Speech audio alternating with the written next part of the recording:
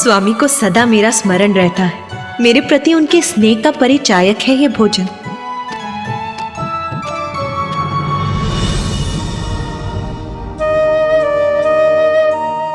इसीलिए कितनी भी भूख क्यों ना लगी हो मुझे, मैं तो उसी भोजन की प्रतीक्षा करूंगी जो स्वामी ने मेरे लिए शेष रखा।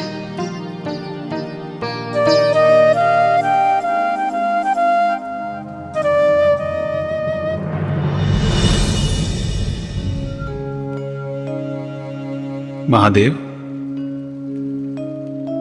आपने वचन दिया था कि आज आप अधिक मात्रा में भोजन करेंगे, तो फिर आप अपनी थाल पर भोजन क्यों छोड़ रहे हैं? क्योंकि नारायण, मैं तो सदा उमा के लिए भोजन शेष रखता हूं। महादेव, आज आप देवी पार्वती के लिए भोजन कदापि शेष नहीं रखेंगे। नारायण, ये आप क्या कह रहे हैं? भोलेनाथ, आज कोई प्रश्न नहीं। जब आपने सब मुझ पर छोड़ा है तो मेरी लीला मेरे अनुसार ही होने दीजिए।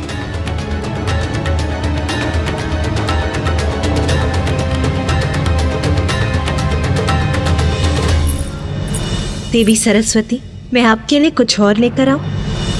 मुझे क्षमा करना उमा, मैं विवश हूं।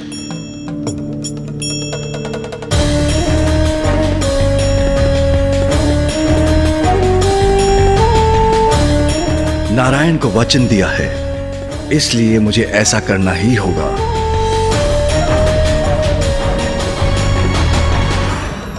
मुझे ज्ञात है भोलेनाथ, आपको ऐसा करने में पीड़ा हो रही है, किंतु यह आवश्यक है।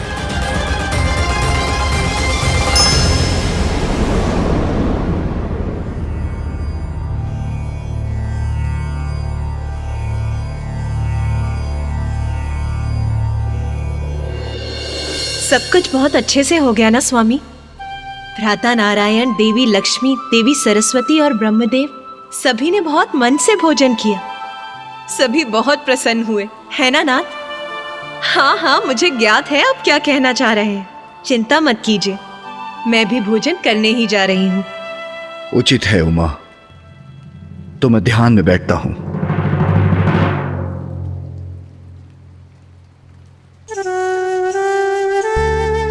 आप इन पात्रों को वहां रख दीजिए।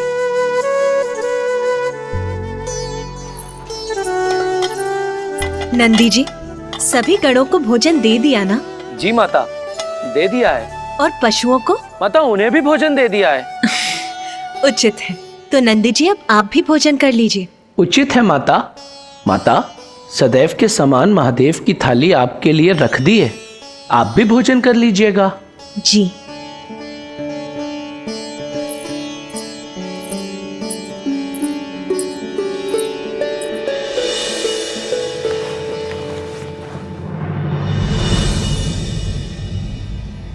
ओम नमः शिवाय।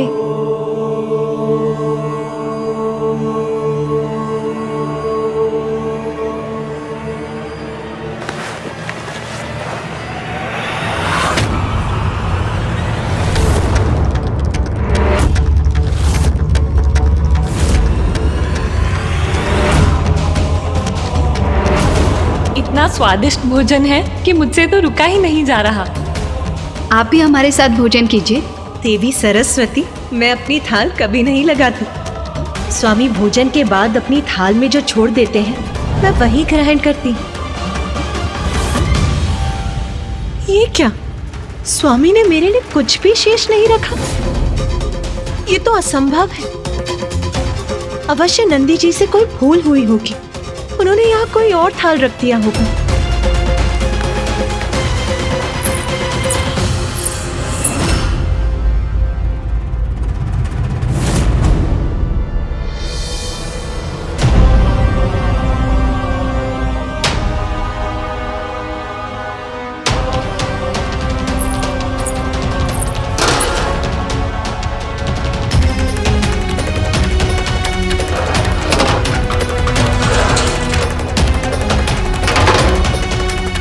मैंने सबको भोजन कराया, किंतु मेरे लिए भोजन नहीं था। और तो और महादेव ने भी मेरे लिए भोजन शेष नहीं छोड़ा। मेरी भूख के कारण मेरा क्रोध अपने चरम पर था। रसोई में तो अन्न का एक दाना भी शेष नहीं है। मुझे इतनी भूख लगी है और यहाँ तनिक भी भोजन नहीं है। बहन पार्वती,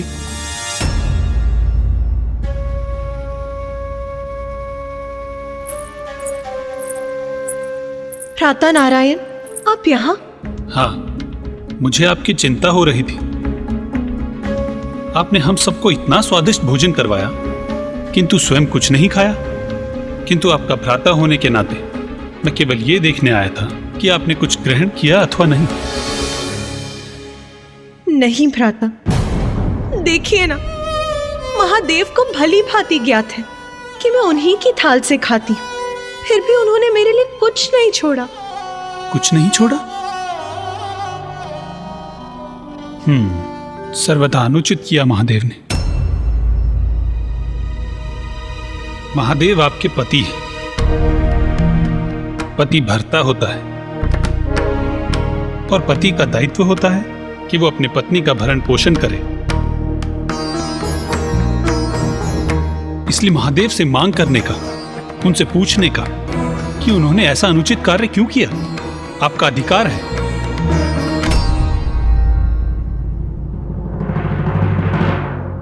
एक पत्नी अपने पति के लिए सर्वस्व निछावर कर देती है। आपको स्मरण है ना कि देवी लक्ष्मी ने मुझसे पूर्व भोजन ग्रहण करने से मना कर दिया था।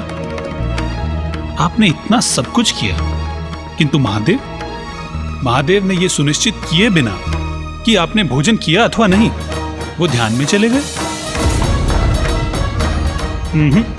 सर्वथा अनुचित किया महादेव ने। एक पति का दायित्व होता है कि वो अपनी पत्नी का भरण पोषण करे, और यदि महादेव ने अपना दायित्व नहीं निभाया तो उनसे क्रोधित होने का, उनसे प्रश्न पूछने का पूर्ण अधिकार है आपका। आप उचित कह रहे हैं भ्राता नारायण। मैं भूख से व्याकुल हो रही हूँ और महादेव को मेरी तनिक भी चिंता नहीं।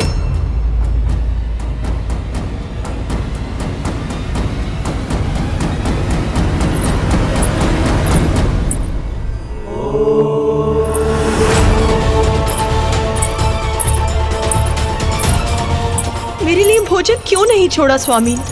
इतना अनुचित क्यों किया उन्होंने, ये ज्ञात होते हुए भी कि मैं भूख से व्याकुल हो रही।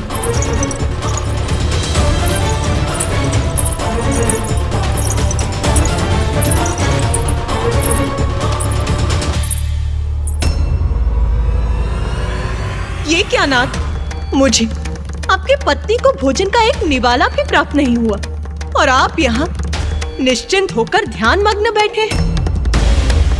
आपने भोजन के लिए सभी अतिथियों को आमंत्रित किया, जिसकी सारी व्यवस्था मैंने की, उनके लिए भोजन पकवाए, और मुझे तनिक भी भोजन प्राप्त नहीं हुआ। और इससे अनभिज्ञ यहाँ शांति पूर्वक आप ध्यान कर रहे हैं।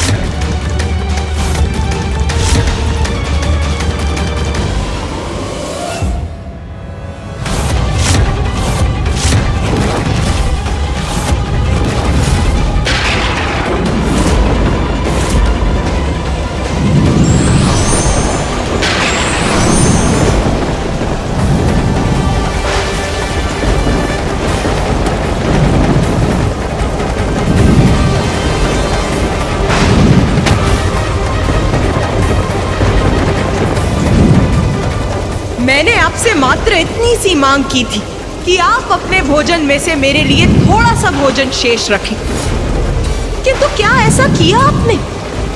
नहीं।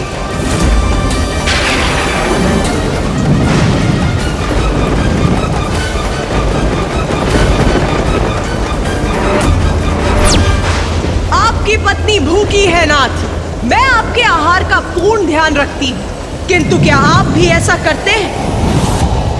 उत्तर दीजिए, मुझे भोजन कौन कराएगा?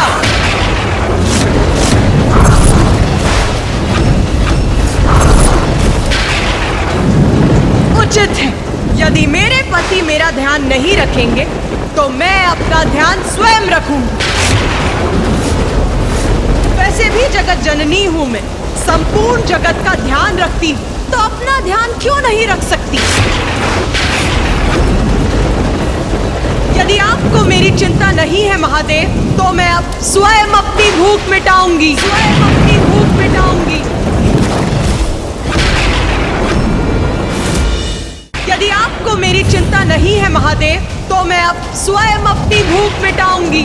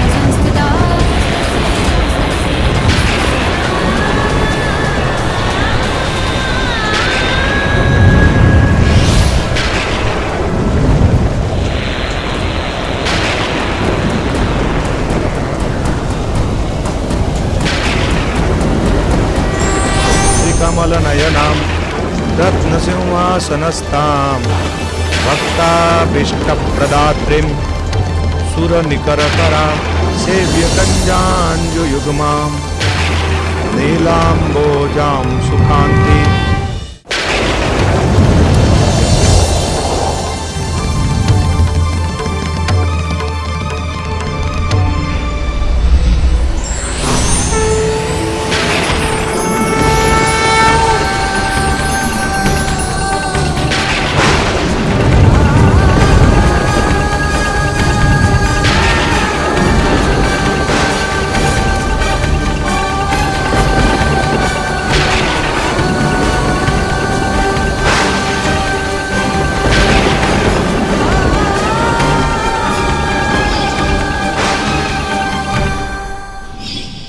अपनी भूख मिटाने के लिए मैं क्या कर बैठी?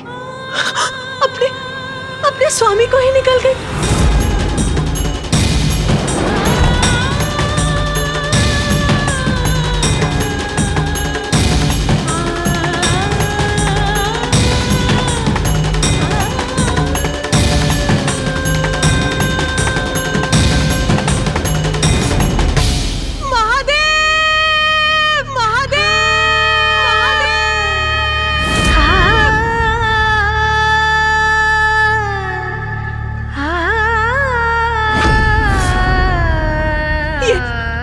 मुझसे क्या हो गया नाथ? आपके बिना तो मैं कुछ भी नहीं हूँ। और जब महादेव मेरे उदर में समाहित हुए तो मुझ में एक बड़ा परिवर्तन आया। महादेव से रिक्त मैं एकाकी रह गई। मेरे समस्त आभूषण, सजग रेशमी वस्त्र आदि क्षीण हो गए और मैं हो गई कठोर, निर्मम, तटस्थ।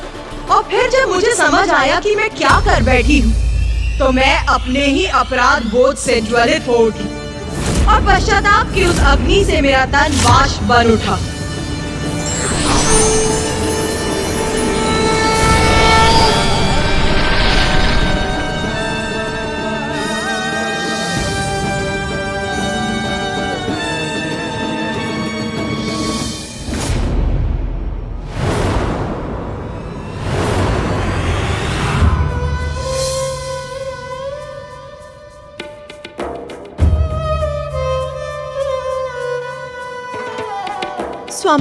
स्वामी मुझे क्षमा कर दीजिए। मुझे ज्ञात नहीं क्रोधवश में ये क्या कर बैठी। मुझे क्षमा कर दीजिए। उमा, आपको क्षमा याचना करने की कोई आवश्यकता नहीं। क्योंकि जो भी हुआ वो सब नारायण, ब्रह्मदेव और मेरी लीला का ही परिणाम था। उमा, आप जगत जननी हैं, इसलिए सभी जीवों के प्रति आपको बहुत स्नेह है। इसीलिए अभी तक आपकी महाविद्या स्वरूप सृजन और पालन हेतु प्रकट हुए, किंतु अपनी संतानों को दंडित करने के लिए अपनी संतानों का मोह नहीं त्याग सकी आप, क्योंकि आप एक मां, एक पत्नी, एक सखी और एक बहन है। इन सभी संबंधों के मोह के कारण दंड देना आपके लिए कठिन हो जाता है, किंतु आपके इस रूप में अपनी भावनाओं को तज कर आप न्याय करने में असमर्थ नहीं रहेंगी। किंतु प्रभु, मेरे प्रत्येक रूप में आप मेरे साथ रहते हैं। ये मेरा प्रथम रूप है जिसमें मुझे आपका सानिध्य नहीं प्राप्त हुआ। क्या इसीलिए इतनी कठोरता उत्पन्न हो गई मुझ में? भले ही आपका मोह मात्र मेरे लिए ही हो, किंतु उससे आपकी निर्णय क्षमता पर प्रभाव पड़ेगा ही। इसलिए आपके इस रूप में आप पुरुष शून्य होंगी, अर्थात मैं आपके साथ नहीं रहूंगा, क्योंकि इस रूप में आपकी आसक्ति मात्र न्याय के प्रति हो सकती है। जो न्याय करता है उसका किसी भी मोह अथवा संबंध से प्रेरित और प्रभावित होना उचित नहीं। उमा, आप अपने इस रूप में संसार को बुरे कर्मों के फलस्वरूप अकाल, महामारी, दुख, कलेश आदि का दंड देंगी। आपके इस स्वरूप में आप धूम्र बनकर भी प्रकट होंगी, इसलिए संसार आपके स्वरूप को धूमावती के नाम से जानेगा।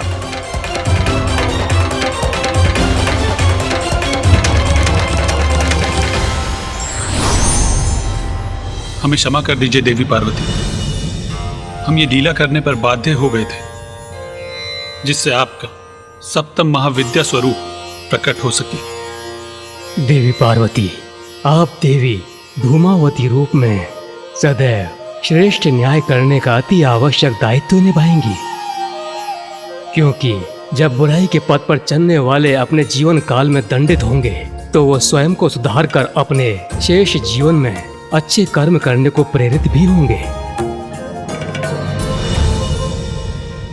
उमा, हमें ज्ञात है आपका 16 श्रृंगार आपके लिए अत्यंत महत्वपूर्ण है, जैसे सुमंगली कड़ियां, आपके केश की चोटियां, सिंदूर, आपके शीश को सुशोभित करने वाले पुष्प, मंगलसूत्र, बिछियां, इन सभी का परित्याग करने के लिए कह रहे हैं हम। और उससे भी अधिक आपको मुझसे दूर रहना होगा, क्योंकि संसार के कल्याण के लिए आपको यह अवतार लेना ही होगा। आपने तो सदा सृष्टि को अपने से ऊपर रखा है, इसलिए मैं एक बार पुनः अनुरोध करता हूं, आप एक बार पुनः संसार के कल्याण के लिए ये सब त्याग दीजिए प्रिय, ये सब त्याग दीजिए प्रिय, ये सब त्याग दीजिए प्रिय।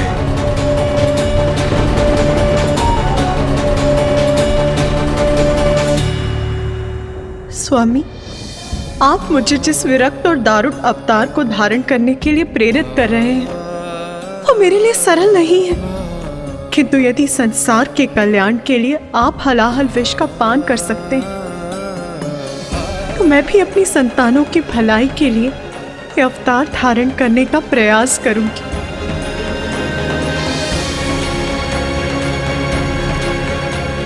मुझसे दूर रहना तो आपके लिए भी सरल नहीं होगा नाथ, किंतु यदि मुझे निष्पक्ष होकर न्याय करने हेतु ये पुरुष शून्य अवतार लेना होगा तो मुझे ये भी स्वीकार है।